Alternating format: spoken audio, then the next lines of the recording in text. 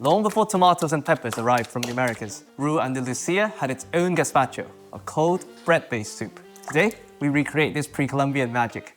It was made with easily available ingredients that kept well in hot weather. We start with the stale bread, likely to be wheat-based loaves, 2 or more days old. And bread was a precious staple, so the crust would likely have been kept, which would add a bit of body and depth. And we soak with a bit of water. Soaking with vinegar is more of a recent approach.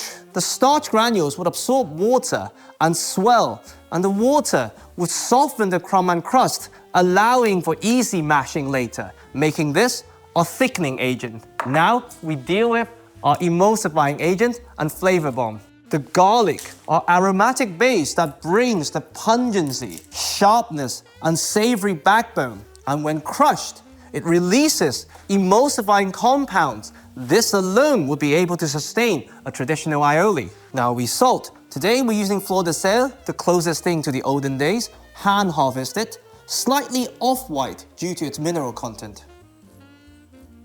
Besides seasoning, this would both draw out the moisture from the garlic and give us friction.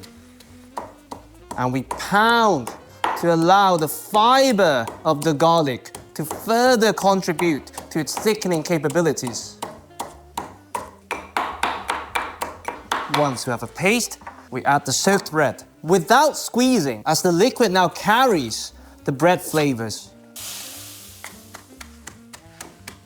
Now the swollen starch would help stabilize the emulsion later, and the bread would give the soup body and texture.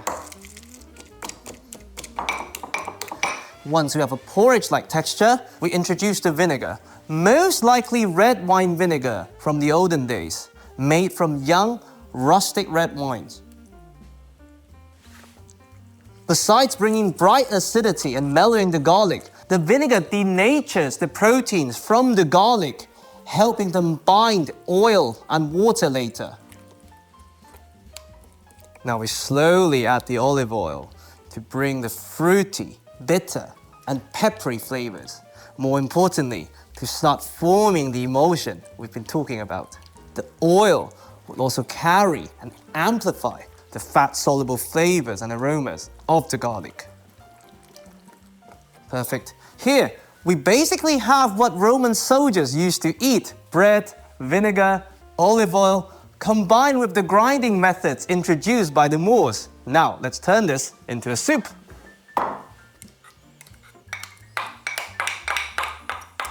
All we need to do is to thin this gradually with water.